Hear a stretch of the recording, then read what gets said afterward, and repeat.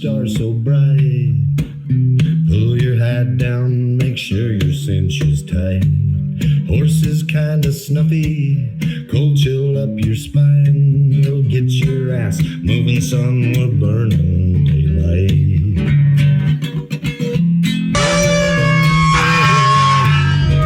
Howdy there, I'm Matt McKinley and we're burning daylight. In the saddle till the job's done right. Burning daylight.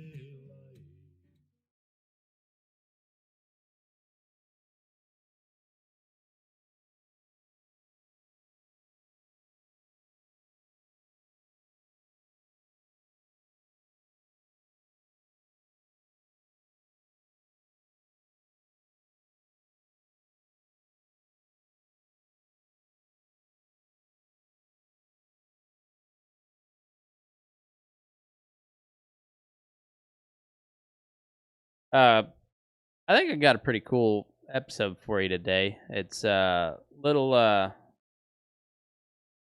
throwback, another historical episode, and I think everybody's kind of tired of the news and all the shit going on. So why don't we talk about some other poor saps? Got one here called the Boyce-Sneed feud. Pretty interesting one. Not gonna lie. Got a lot of intrigue and a clear winner of this. There is no doubt. There is a clear winner. But started off, we'll go back to we'll say 1899 is right around there. I don't know exact time frame of the origin here, but two fellas named John Boyce-Sneed and another guy named Albert Boyce Jr. Both of them sons of prominent cattle ranchers in Texas. Sneed's being around Fort Worth area. And Albert Boyce Sr. at the time was manager of the XIT ranch, or at some point was manager of the XIT, so up in the Panhandle. And they were both headed down to college, Southwestern University in Georgetown, Texas, where they both met a lady named Lenora Snyder. And she was also from wealthy ranching family there in New Mexico territory at the time, right around Clayton, pretty close to where I grew up. And so this is one that I actually had not heard of before, even though it kind of took place somewhat, at least part of it took place down by Amarillo and around where I grew up. So I thought it was a good story to tell you. So, John Sneed and Albert Boyce, they're doing what it is that they do in college down there in the late 1800s, early 1900s, and they both end up dating old Lenora Snyder, or courting back in the day. I don't know. Women were more property back then. Something we might ought to get back to doing. Joke, give them women the right to vote, to drive, and boy, country just went to hell in a handbasket, I tell you. And now that I've successfully turned off most of my women listeners, we'll go ahead, get into the manly business. Because even though they were both pretty sweet on old Lenora, Lena was the nickname they gave her. She decided did throw her bedroll in with old John Boyce-Sneed. Mostly because I'm guessing he lived around the Fort Worth area, and Albert Boyce lived in the Panhandle, and well, let's face it, nobody wants to panhandle. It's hot, dry, or cold, windy, nasty, and time. Well, even now today, there's not much out there, but back then there was even less. And Fort Worth was Cowtown, pretty high society. But she throws her lot in with old John Boyce-Sneed, and they're married, have a couple daughters. Everything's going well until 1911, October of 1911. Olena, Lorena, Lenora, not Lorraine. Lenora, she comes and tells old John that, hey, remember old Albert Boyce? Yeah, I've been hitting that on the side, and I'm going to run away and marry that guy. I don't know what extenuating circumstances were. I couldn't ever find much about what the marital problems were, but whatever reason, old John Sneed was just not cutting it. Raina was like, hell no, I'm getting me a real man. I'm headed up to the Panhandle. That's what I'm gonna do. And John Sneed, instead of letting bygones be bygones, he said, God damn it, you're my woman, and no, you ain't. And he gets her thrown right into the mental institution. This is a good one for moral insanity. Basically, it's like, this woman is a whore, and you need to fix her brain right quick. They pump her full of mercury chloride. I don't know how awful it is, but I imagine it's just as awful as it sounds. Whore medicine, that's what they're giving. Exercising the slutty demons right on out of her. Whore medicine, mercury chloride, all one and the same back in 1911. And apparently that was a pretty common practice. Mercury chloride in a mental institution was good for a cheating woman. Maybe coincidentally, maybe not so coincidentally, it was also considered a good cure for syphilis, which in turn brought upon insanity and also hair loss too, I believe. Remember right? That was why the like the English or European royalty and nobility wore those big powdered wigs, was to cover up the baldness that they suffered from due to syphilis.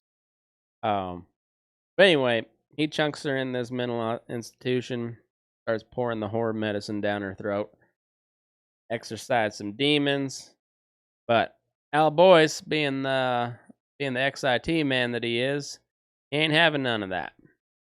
He breaks her out like Bonnie and Clyde. Did Bonnie and Clyde break out of prison? I know Clyde did. I think Bonnie may have helped him. I'll have to. But anyhow, for the purposes of this story, they were like a previous day Bonnie and Clyde. They bust out of prison. Off to Canada they go. Why Canada? Who's gonna follow them up to Canada? They're coming from Texas. They like it hot. Who the hell is gonna follow them up to Canada? But they did. Anyway, John Sneed, pretty wealthy guy, or his daddy's pretty wealthy, or he's pretty wealthy. He reports all this to the police, and they somehow track these two down in Winnipeg, Canada. And Sneed uses connections. They get him arrested. Ugh. The Royal Mounted Canadian Police, the Mounties, don't you know? They say, hey buddy, hey pal, you gots to go back to the States. Sorry about your bad luck, eh? And on the train they go, and Albert Boyce gets arrested. Lorena Sneed. I don't know if I said they eloped. So maybe she got married and then she just like whore magic or the whore medicine just really didn't work. Still, just I don't know if she married him and then she's married to two people. I mean, she was real committed to this guy for a short period of time, anyways. Or I don't know how long the affair was lasting beforehand. In this little short period of time, she was committed. Well, because of that, she must refuse to go back to Fort Worth and face up with her husband. So she gets turned over to her dad down in Clayton, New Mexico. But eventually, ends up back over beside her husband there in Fort Worth, and Albert Boyce is charged with kidnapping, but charges are dropped.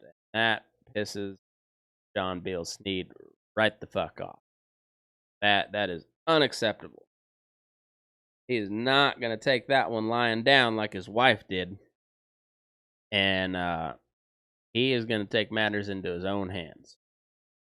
So instead of going to Albert Boyce Jr., he takes another approach. Well, November 1911, Albert Boyce Sr. is or the November, that's when so this would have been January 13th, 1912. Albert Boyce Sr. was manager of the XIT. I think he was former manager at this point. Anyhow, that's neither here nor there. He's in the lobby of the Metropolitan Hotel there in Fort Worth, probably selling some cows. And old Sneed comes in. John Sneed shoots him in the back, kills him dead. And this creates quite the little uproar. This was turn of the century. Got a decade in, 12 years. World War II hadn't really broke out in Europe yet. I think maybe the Titanic had sunk at that point. There's some big political things happening in the U.S., but we won't know that there are big things happening until later on. So it's kind of just it's still kind of Wild West, still, but starting to be civilized. And this particular story causes an uproar across the entire country. Parts of Canada too, and of course, who were up in Winnipeg. Who knows how many friends they made along the way? I mean, if Lenora, she survived the slut medicine and still able to run off with her beau. Who's to say she's not going to run off on that guy for temporarily? Who knows? They might have made some friends across Canada, but the U.S. newspapers and a few up in Canada are just sucked into this thing like the Malaysian airliner. Nonstop coverage, day by day, play by play updates, getting printed in the papers. I actually found a article from the New York Times, like on the Time or what are they, microfilm or whatever, where you go in and look at the like physical newspapers from then.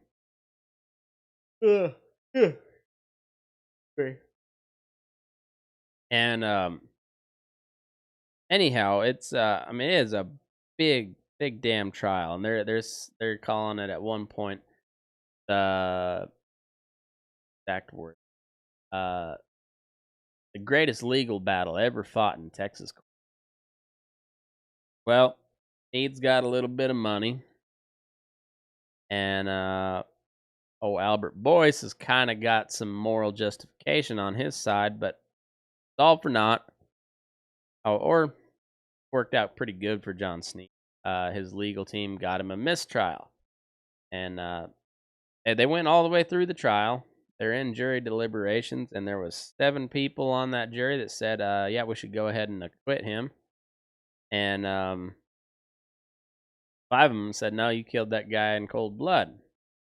Sneed's defense was that he was pretty damn sure that old man Boyce had a big hand helping younger Boyce, what did he say, breaking his home.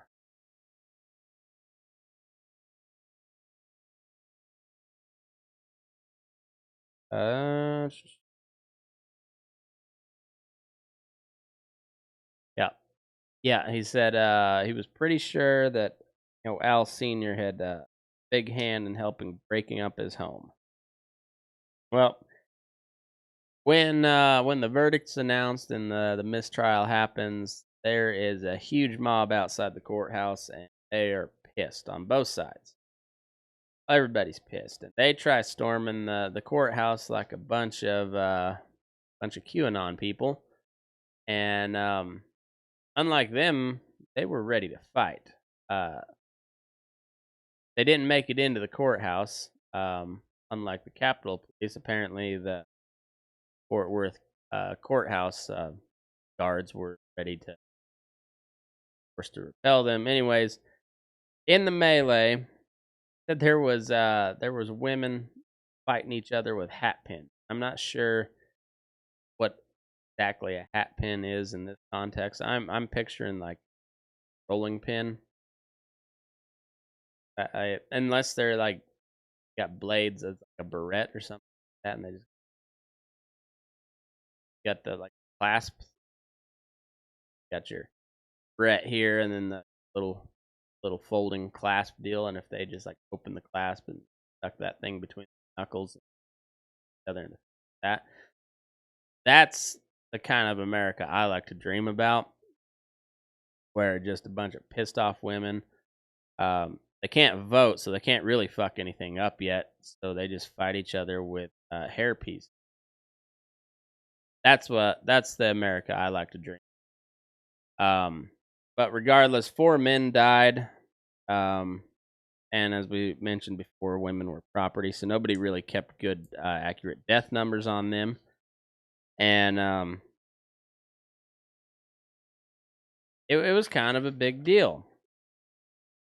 Well, they thought maybe shit would simmer down for a while, but come March 1912, a little different story comes up. Meanwhile, Miss Lorena, I don't know if she's back on the whore medicine or not. I don't think she is, but she's living with her husband, John Sneed.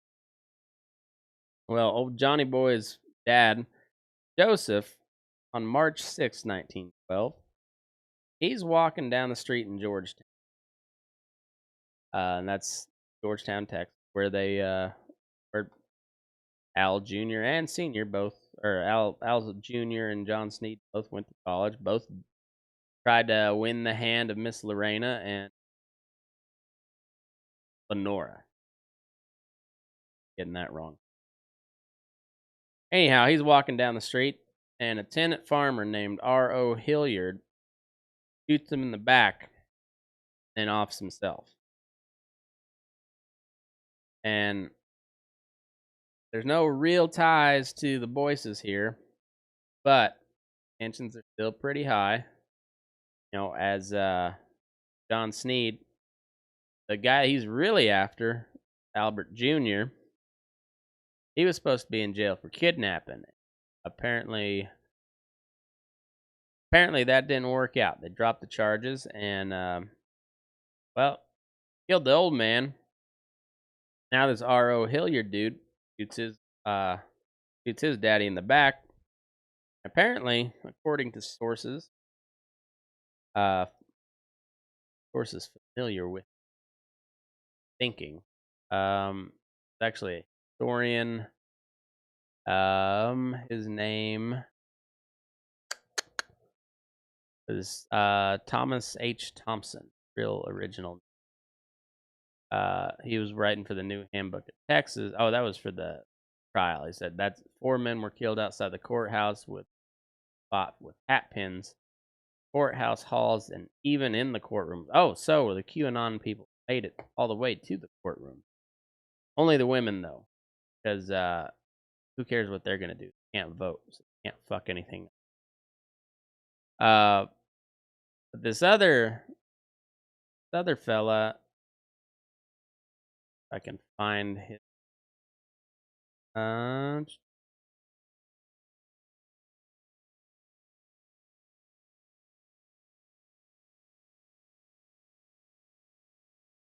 had his name there somewhere.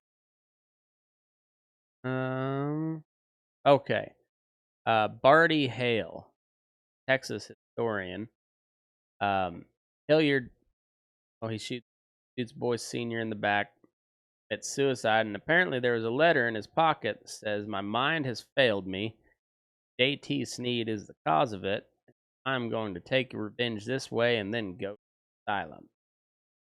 Must have decided that going to the asylum was a bad choice. Probably heard about the horror medicine, the mercury chloride. So he went ahead and shot himself. But this raises some questions as to, says J.T. Sneed, meaning the old man Sneed, because John Sneed, son, his name was John Beale Sneed. Well, his dad was Joseph. Could never find Joseph Tyre Sneed. So, long story short, this old Hilliard fella says, my mind has failed me. J.T. Sneed is the cause of it. I'm going to take revenge this way and then go to the asylum. So it's not at all clear whether he killed this Joseph Sneed over the mistrial, or the guy was known to be a pretty big landowner and cattle trader. And back in those days, just like there's plenty of shady people dealing trading cattle. Might have been a little bit easier to get away with it back then, with the internet being invented and whatnot. So we don't really know why exactly Joseph Sneed was killed, but John Sneed, he's pretty sure that old Albert Boyce Jr.'s got some sort of hand in, and he's not going to take it lying down like his wife did with Albert Boyce Jr. So Boyce turns back to Amarillo after the trial and everything, and goes back to ranching. John Sneed, he's got a trick or two up his. So as on September 14th, 1912, we're almost at a year out from when the whole thing happened, and Lorena says Lenora says she wants to run off with Albert Jr. Almost a year later, Al Jr.'s waiting outside the Polk Street Methodist Church. He comes out. Well, John Sneed's waiting there for him with a shotgun and a disguise. He blasts him 3 times and kills old Boyce before he could defend himself. And then, being the good Texas gentleman that he is, he runs over to the sheriff's office there at Potter County, turns himself in, surrenders without a fight, and we got another trial. This time, Sneed gets retried for old man Boyce, and a brand new trial for little boy Boyce. And well, he must have had an excellent team of attorneys, legal counsel, probably a few jurors in his pocket, the way it sounds, but they acquitted him on both charges. Old man and young man are killed, both of them by John Sneed, and the jury said the first time the jury couldn't decide. Second time, he's got I guess I guess to not have a mistrial, it's got to be a unanimous decision, one or the other. But they unanimously decided to acquit him on the killings of both of them. Well, that brings up some more almost violence. Day after Sneed turns himself in after killing Boyce, a whole bunch of friends and relatives, both sides of this, they converge on the town of Amarillo, and I don't know how big the town it was. It was more of just a cow town. The Panhandle, for the most part, unsettled, and it looks like there's going to be an all-out gang war. You know, early 1900 America style, Texas. You're looking at a whole bunch of Sam Colts and Winchester lever actions, and luckily, cooler heads prevailed and violence happened. But once again, it became kind of a media sensation. And after the verdicts are read, a fella from the newspaper interviewed the foreman of that jury and asked him, like, what in the actual hell is the reason that you're gonna let this guy go when he obviously killed both of these people in cold blood? And that jury foreman's name was James D. Crane, and he answered, and he said, "quote Best answer is this, or the best answer is because this is Texas. We believe in Texas a man has a right and obligation to safeguard the honor of his home, even if he must kill the person responsible." Quote. So, you'd think that would be the end of everything. Old man Boyce is dead. Old Junior Boyce, he's dead. Got Lenora back, and I don't know if they're in good graces or not. I'd imagine that woman's just kind of a wreck at this. You know, but once again, we don't know much about him because women were basically property, and yeah, we had to go and ruin that sweet setup we. But all that being said, John Sneed's pretty well clear and undisputed champion of this particular. And you'd think they'd just go ahead and settle down about their lives, but they moved back up to Fort Worth, and Sneed gets in land speculation, kind of right about the time when we discovered a whole bunch of oil down there in Texas. For whatever reason, there was a land dispute around, and I guess they weren't in Fort Worth. They were around by Paducah, kind of down in Boots territory. And something happened with this land dispute, and John Sneed goes to trial again. Very familiar with the inside of a courtroom. And it must have been let off this charge, but he was found guilty in a federal court, having bribed a juror. They sentenced 2 years in Leavenworth, Kansas. And in the meantime, while he's in prison, one of his daughters, they're older and married at this point, and the husband of one of his daughters, his son-in-law, a fella named Wood Barton, killed by a grocery store owner, Barry.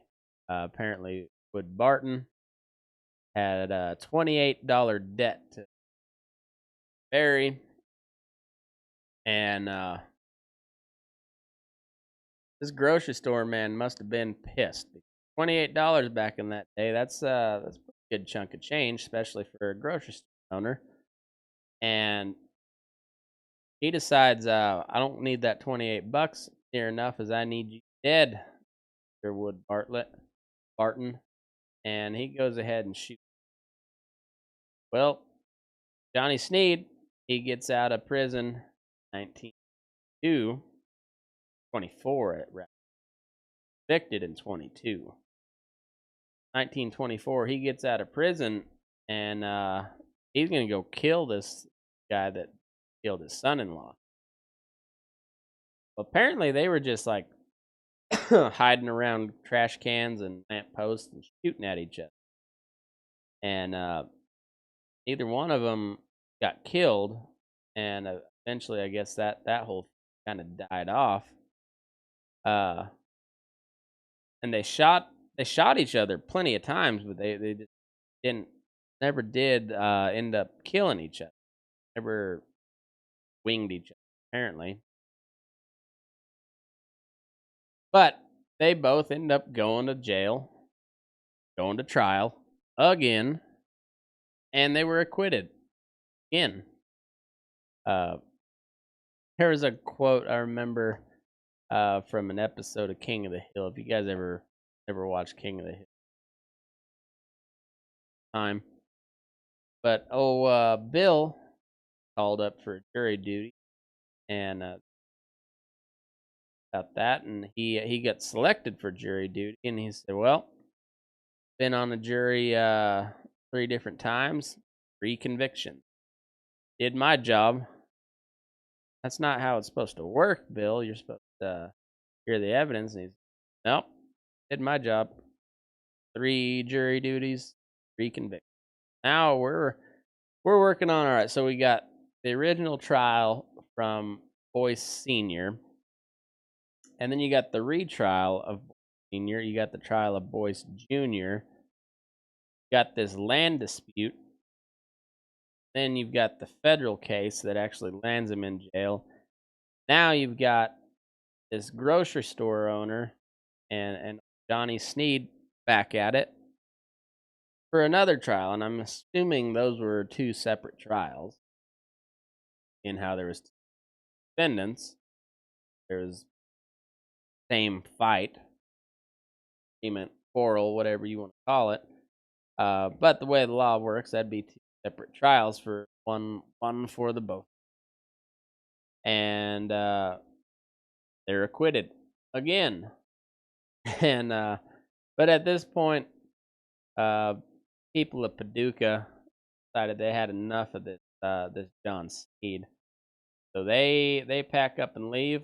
Lenora by his side. Sure, she's not. They moved to Dallas. They invested in oil field, assuming they made a ton of money. And they lived a long and well, I don't know if it's a happy life or not, but they were there for the next 30 years about. And John Sneed died of cancer on April 22nd, 1960.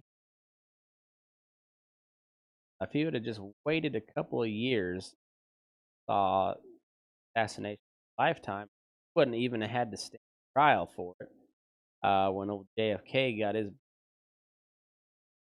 from allegedly Oswald, but he didn't quite make it. Died April 22nd, 1960.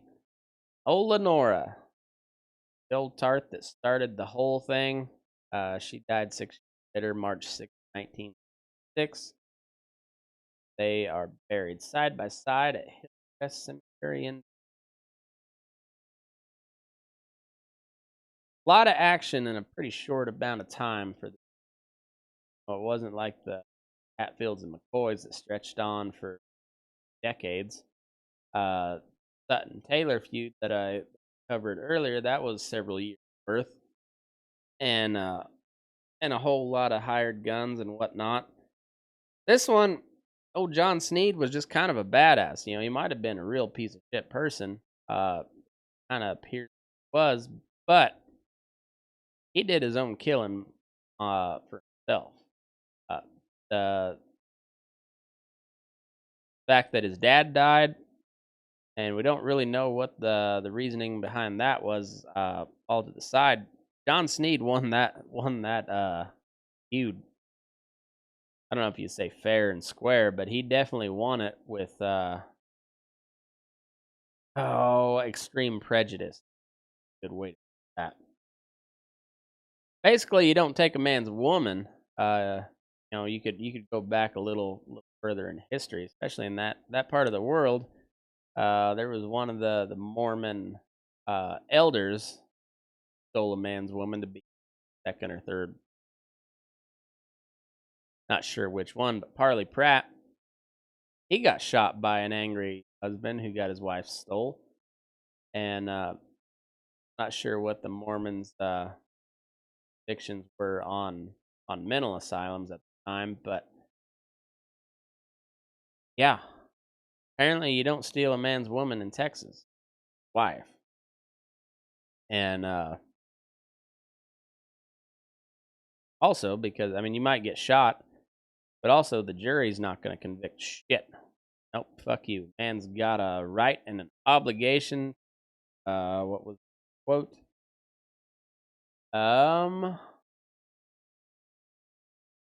Man in Texas has the right and obligation to safeguard the honor of his home, even if he must kill the person responsible. It's kind of a different way of looking at things, especially compared to today's world. But didn't seem like a whole lot of people other than the Boyce family took too much of offense to it. They just kind of it played out how it did, and I don't know if they're. I guess you can't really appeal to a higher court if you are the plaintiff. Had they convicted him, I'm sure they could have appealed it to a higher court. Not sure how that worked. Plaintiff to a higher court after the verdict has come in. You can't really try him again. That'd be jeopardy in that institution. And apparently back then they at least kind of halfway followed it. Yeah. So long story short, don't fuck with another man's woman. And also, one thing we learned is mercury chloride, the whore medicine, apparently not real effective. That old gal, she lit out for the border and wasn't looking back until she got arrested. But she stayed with him, wife of 6 years about, it seems like. 2 daughters, and a whole bunch of dead people. I imagine wasn't real keen on running off. Saw what this fellow was do. Keep her around. Maybe that made her love him even more. I don't know. But she apparently didn't try to get away again. But also, the guy that she got away with took 3 rounds from a shotgun. Probably not much left to run away with. Guessing it wasn't birdshot he was loaded. It wasn't a Dick Cheney situation where you can shoot a guy in the face and make him apologize. He got this guy good. Albert Jr. Yeah, 3 rounds from a shotgun, especially early 1900s shotgun. I imagine there was some pretty substantial holes. And according to the New York Times, to read this. So the headline is Boyce-Sneed feared. Plans of hostile families gather in Amarillo. Police precaution. Texas. Plans of the Boyce and Sneeds gathering today as a result of the killing of Al Boyce by John Beale. Al Boyce's brothers Henry are here and wired today. Other relatives. Boyce is president of Dalhart. Joe Sneed, brother, and H. Sneed, uncle, both of whom were rich, also arrived.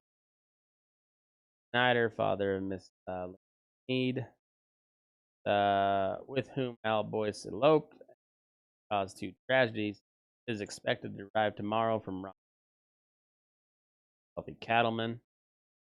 In the course of the Sneed trial for killing Captain H. Boyce, Fort Worth, Snyder supported Sneed and declared his daughter insane. K.H. Bowman, Sneed's brother-in-law of Plano, will also arrive to. A score of members from the feudist families here, city and county officers established strict surveillance to prevent a clash. While matters were quiet on the surface today, it was feared that a hasty word or suspicious movement might make mischief. Sneed showed the utmost indifference in his cell today. He ate 3 meals, cigarettes, attorneys, refused to issue any public statement. Armed deputies constantly. Sneed now looks at anything but the well-groomed banker he appeared a few. Still wore the faded overalls and shirt he wore when he shot the young Boyce. Months' growth of whiskers completely disguised him. In fact, many friends doubted his identity. Service was held as usual today at the First Methodist Church.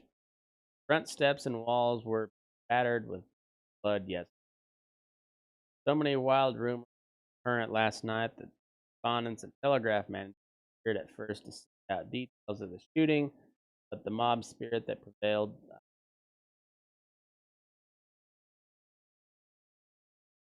that was September 16th, 1912, New York.